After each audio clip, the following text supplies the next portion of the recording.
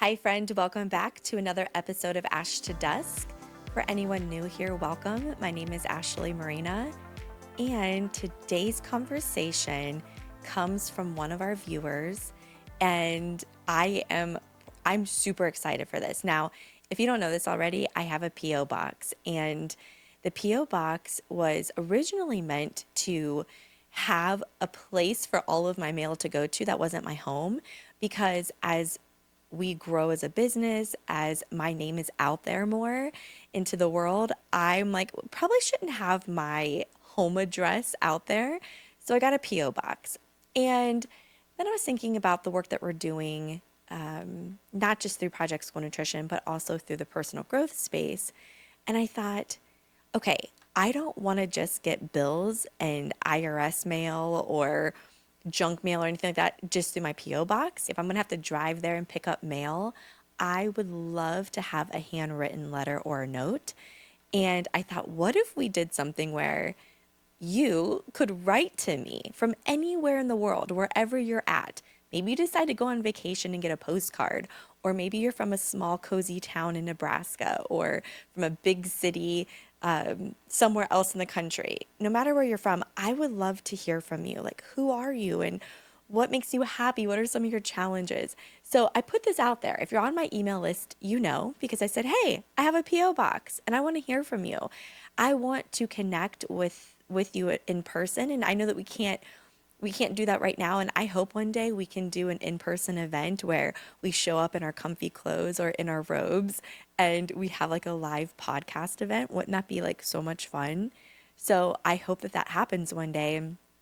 But for now, I thought so much of what I talk about is personal growth. It does start within, but it also requires us to surround ourselves with other people who are on the same page. Now, I'm not talking about like a group think situation. Sometimes we put ourselves around people who only think a certain way, who act a certain way, who look a certain way, and then you lose originality and you lose insight and perspective of the reality of the world and that there are so many different ways. So, how cool would it be if we could start connecting with each other through old school methods like a pen pal or sending each other beautiful handwritten cards and notes? And what's really cool about this is my aunt is from Columbus, Ohio, and she designs the most beautiful greeting cards. And so I reached out to her and I said, hey, here's what I'm thinking. Every time I get a letter in the mail, I want to be able to write something back, but I don't want to go to the store and just buy a Hallmark card. They're fine, but I want this to be personal. And I had some visions for these cards, and they're only like once the card is made, no one else is going to have this card. Okay. So once you have this card, it's the only one that I had made. It was just for you. So she's working on those now, and I think that's super special. But I got my first card in the mail at the P.O. box. And so let's talk about it. I want you to know this. I'll probably use what you send me as like topic ideas because chances are, if you're struggling with something or you're celebrating something, someone else is too. And we learn and grow through each other and with each other. And so I don't want you to be somewhere in the world feeling alone because there is someone out there going through what you're going through right now, and we're going to do it together. So I will always respect your identity. I'm never going to say your first and last name. I'm never going to say specifically what town you're from because I know in the school nutrition space, it's a small world and we all know each other. So I'm going to share with you is that this card came from Alabama. So we're going to just be really generalized with this. This beautiful card, I don't know if you can see it, so I'm going to hold it up. This beautiful crab card came from Julia in Alabama. And I want to share this with you. First of all, talk about custom and personalized. Her granddaughter made this card. And I'm going to assume here, I could be wrong, but do you have children in school? And nowadays, when they design work, the art teacher will send an email and say, here's a link where you can have your child's artwork put on a coffee mug or greeting cards. And so I'm assuming that this is what happened. So I'm not going to read every bit of this, but I want to unpack it. So, first off, beautiful card. Please let your granddaughter know. I absolutely love it.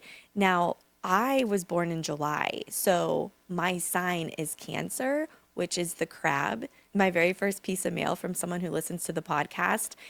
This has a lot of meaning for me. Now, for Julia, for the person who wrote this, it also had a different meaning, and I want to share this with you. So, the core of the message was just essentially that she was new listening to the podcast. She signed up for my email. She got the email, and she was just really inspired by my message. She does make a comment about being much older than me, and that, she's proud of the work I'm doing or inspired. I want to start there for just a second, okay? Because I look at the analytics of the podcast, and I have people who are listening from their 20s all the way into their 60s, and really consistently. Now, what surprised me about the analytics is that half of you watching, nearly half of you, are men consistently watching the content. So that has been eye-opening to me, but that's a conversation for another day. But she mentions in here about being older. And here's what I want you to know. I just had this conversation with my team this morning as we have a new intern who has joined us for this rotation. And I said to my intern, here's the thing, you are going to learn so much from us. I can promise you that. But we will learn and we want to learn from you. So when you're working on a project with us, if you see something that could be done differently, I want you to share that with us because I was told by someone long ago, and I believe that it is so true and has benefited my life, which is you should have mentors who are older than you. Okay. They've experienced things that you haven't yet. They're further down the road. They're doing things that align with who you are and where you want to go, but they have experience. Surround yourself with those people. And at the same time, never feel that you are too old to learn from someone else. And you should also have mentors who are younger than you. So I'm 36 now, and I have someone on my team who are, in their mid 20s, and now interns coming in who are late teens, early 20s. And I always try to surround myself with people who are also younger than me because it kind of keeps me in check. And it keeps me aligned with not only who I am, but I want to be able to connect with all people. It doesn't matter their age. So, anyways, that's a side note. And I want you to put yourself in a position where you're not always the expert, that you're learning from other people older than you and also younger than you. So I think that that's great. Now, the first thing that she talks about is kind of perspective around this card, okay? It brought about a different meaning to her when she read my message through the email. And it was that she often feels herself being like a crab, not just like the attitude of having a crabby attitude. I think that that's what she was talking about here. But that crabs oftentimes get washed up with the tide and they scurry around. And, she's trying to leave her mark because she cares so deeply about everything. But in her caring about her work so much and her personal endeavors in life, that she doesn't feel like other people are showing up and caring just as much as her.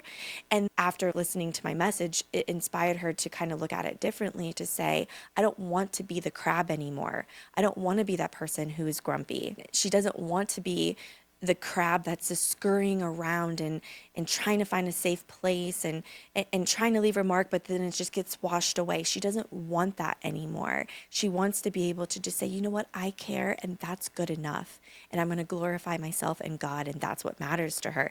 That was her message in here, aside from some other things. And it was just so beautifully written. It came from her heart, and I want to unpack that with you, especially because I've had my own experiences lately where it has tested my worth or my value, or maybe I care more than others, or maybe other people just don't understand me.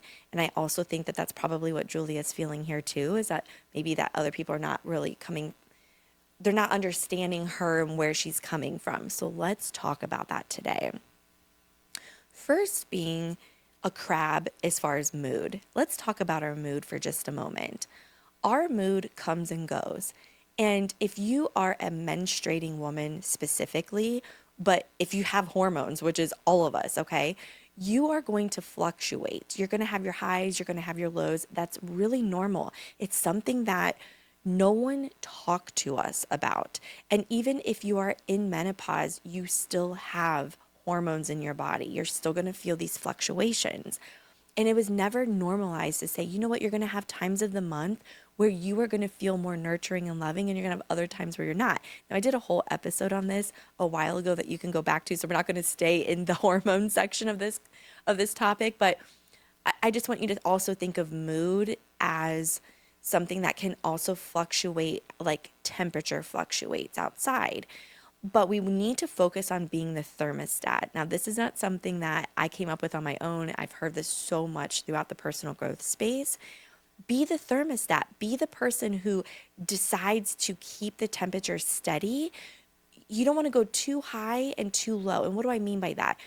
Oftentimes, when in business, so I'm going to use this from an entrepreneur perspective. When we experience highs because we signed a new school partner, we got a keynote that we wanted to do, we just had a really big win, right? You celebrate that, which you always should celebrate success. But sometimes we go, like, I'll go too extreme, like, oh my gosh, look at us, we're on top of the world, it's great.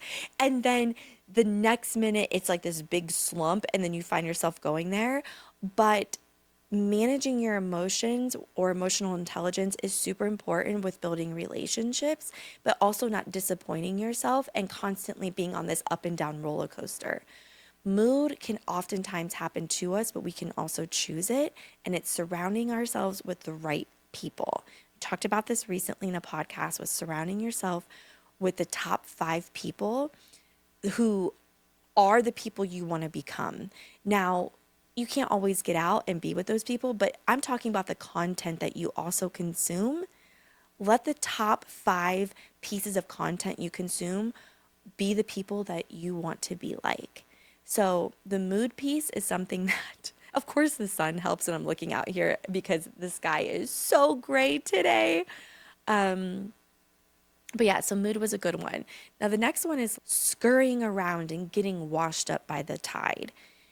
Oftentimes, I had found myself in situations getting washed up with the tide because I did not feel comfortable sharing who I was and being confident enough to say, this is just who I am and this is the direction I'm going. Now, I've gotten a lot of practice with this over the last couple of years, because when you go to share yourself, now I don't know if you're a content creator, but when you go to share yourself on social media, you open yourself up for a lot of opinions. And sometimes those opinions are kept secret, and they're just, your family or friends kind of talking in the background, or colleagues. And then there's people who do definitely feel the need to share their opinion with you. And I just want you to know that I don't want you to get washed up with other people's opinions. I don't want you to feel like you don't have any control. Crabs oftentimes will keep themselves right at the shoreline, okay? And what happens if you keep yourself right at the shoreline every single time?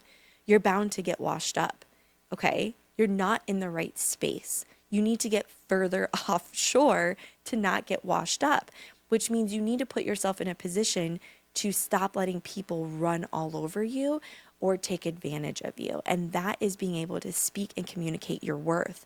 You're only going to know that, my friend, if you sit down and you start doing the work.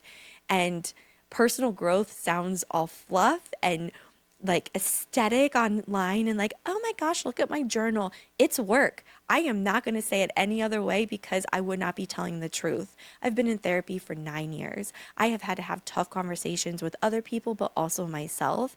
It is hard work, it's intentional work, and it is work that lasts a lifetime. It takes practice, just like building your confidence. People think that people are just naturally confident. No, it's a skill that has to be developed and worked through. So I love the whole analogy of the crab. She doesn't want to be moody anymore. She doesn't want to be washed away. She wants her mark on life to matter. But let me tell you this. If everything you do is for someone else to care as much as you, or to give you the recognition, I'm here to tell you that you're not going to get it. I'm here to tell you that the more successful you become, the more aligned and in tune you are with yourself, the more that people are not going to really care and also give you pushback. You will invite the right people into your space. But I've also come to realize that there's a lot of people who don't want others to be successful because they think it robs them of their own success. That somehow when someone else is thriving and who is confident in who they are, it takes away from them. But really, they're just projecting their own insecurities onto you. And my friend, you don't have to own that anymore. You don't have to carry the weight of other people's failures and insecurities. It's not your job to do that anymore. Surround yourself with those top 5 people, and you are going to keep going that way. And I'll also share this with you. I've noticed that the more I get comfortable with being who I am honestly and authentically and not pleasing everyone else and stop waiting for recognition to happen, you will start weeding out those people naturally. It will happen. And it kind of gets lonely when you move up. So, anyone who's trying to build a business or is experiencing some level of success, it becomes a little bit more lonelier because you are doing work that someone else in your atmosphere wants to do. Like they want the accolades, they want the end result that you're achieving or have achieved, but they're not really willing to do the work just yet.